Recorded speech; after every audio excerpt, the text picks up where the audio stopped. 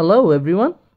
In today's video, I'm going to show you how to send bulk emails using Apollo. So without any delay, let's get started. First, open the Apollo.io website and log into your account.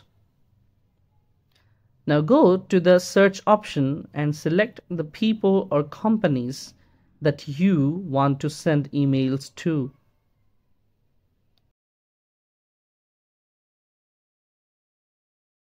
On the left side, select the email option and click on Link Mailbox.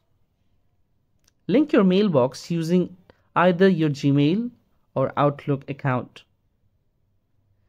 Once your mailbox is linked, you can start sending bulk emails directly from Apollo. For sending emails automatically over time, you can use sequences. Click on Sequences, then select Create New Sequence manually. Choose from scratch, set your sequence name, and schedule when you want the emails to be sent. That's how you do it. That's how you can send bulk emails using Apollo. Thanks for joining us today.